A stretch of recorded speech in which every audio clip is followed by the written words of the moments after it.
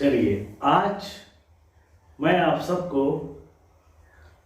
ये बताना चाहता हूँ कि व्यवहारिक तौर पर, सामाजिक तौर पर योग क्या है। भाई, योग के अनुसार योग का जो मीनिंग है, जो मतलब है, वो जुड़ना ही है।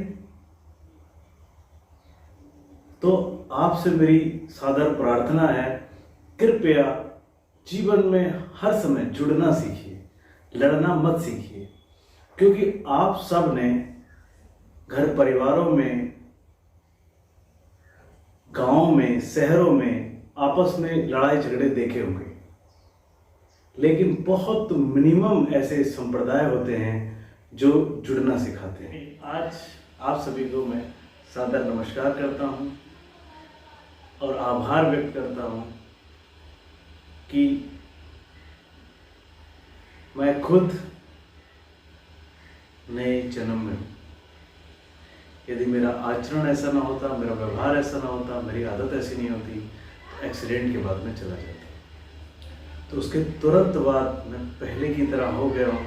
सुबह शाम मैं हमेशा योग करता था, प्राणायाम करता था, एक्सरसाइज करता था, टहलता था, इसीलिए मैं बच पाया। तो मैं आपको यही बताना चाहता हूँ, मेरे खुद के अपने लोग, मेरे भाई, मेरे बंधु, मेरे यार, मेरे दोस्त, सब ये सीखें और समझें कि योग किसे कहते हैं, क्या है योग, जो आप रहेंगे निरोग। अब आप देखिए, आज की डेट में जो चिकित्सालय हैं, अस्पताल हैं बड़े बड़े, उनमें इतनी भीड़ रहती है कि ज़्यादातर लोग रोगी रहते हैं। इसलिए अगर आप योग करेंगे तो हमेशा निरोग रहेंगे।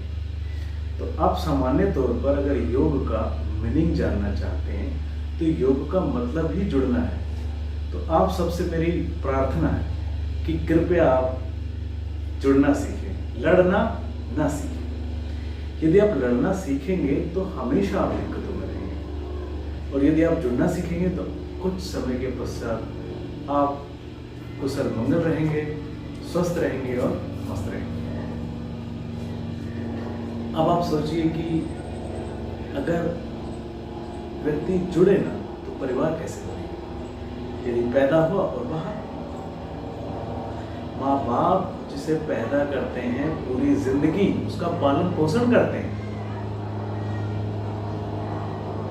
अपना आचरण व्यवहार उसको बताते हैं, सिखाते हैं। आज तक अपने पूर्वजों की बात बताते हैं कि पूर्व में हमारे कैसे लोग थे। लेकिन हमारा खुद पूरा देश जो निश्चित रूप से सोने की चिड़िया था, अखंड भारत था। अखंड का मतलब ही जो खंडित ना हो उसे ही अखंड कहते हैं। लेकिन आज की डेट में मैं खुद बड़ा हैरान होता हूँ और बड़ा परेशान होता हूँ कि हे ईश्वर, आप संयुक्त क्यों नहीं रहते हैं। ज्यादातर लोग न्यारे और साझे ही रहना चाहते हैं। तो ऐसा नहीं कि अचानक हमारी धारणा हुई, क्योंकि हम गुलामी का शिकार हुए। पहले हम मुगलों के गुलाम रहे, उसके बाद हम अंग्रेजों के गुलाम रहे। तो गुलामी में हमने अलग रहना ही सीखा है, क्योंकि कभी भी जो हमें गुलाम करेगा हम उसका साथ नहीं देना चाहते।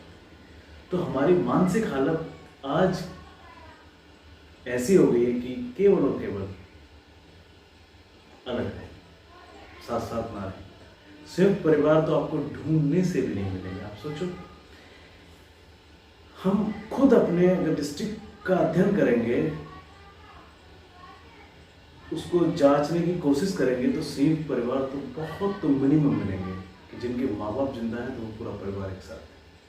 लेकिन जैसे ही लोग जवान होते हैं वैसे ही लोग अलग अलग होते हैं। तो कृपया करके अलग अलग रहना मत सीखिए, जुड़ना सीखिए।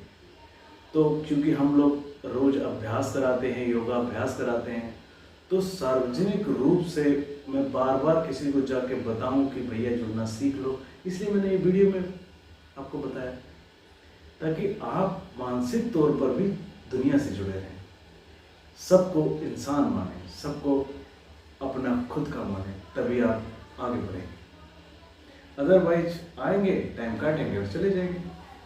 तो ऐसा हम लोगों को नहीं रहना है, हमें हमेशा साथ साथ रहना है।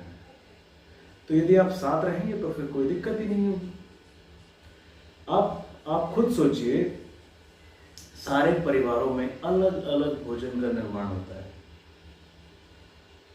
तो उस भोजन से एक ना एक व्यक्ति का भोजन प्रतिदिन बचता होगा।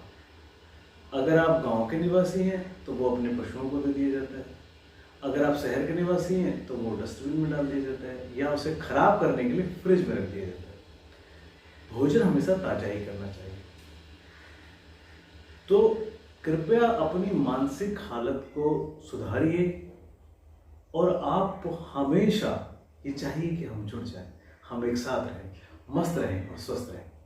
इसीलिए मैं आपको ये बता रहा हूँ कि योग का मतलब ही है कि आप सारे आसन कर लेंगे, सारे प्राणायाम कर लेंगे तो शारीरिक रूप से आप खुश रहेंगे, एकदम मस्त रहेंगे, लेकिन मानसिक रूप से आप जब तक जुड़ना नहीं सीखेंगे आप योगी नहीं बन पाएंगे।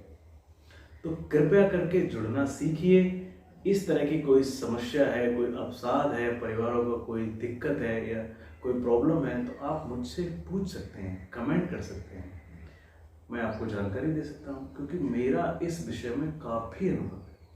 और अब मेरा इतना रियल अनुभव हुआ कि मेरा आचरण व्यवहार ऐसा ना होता तो मेरा नया जन्म नहीं बच पाता। तो कृपया करके इस वीडियो को सुनिए, दूसरों को भी सुनाइए, तभी आपका पूरा परिवार, आपका पूरा देश समृद्ध होगा, खुश होगा, और वो जो प्रथा थी, वो जो संस्कृति थी, हमारी दोबारा वापस आएगी और हम हमेशा स्वस्थ रहेंगे और मस्त रहेंगे।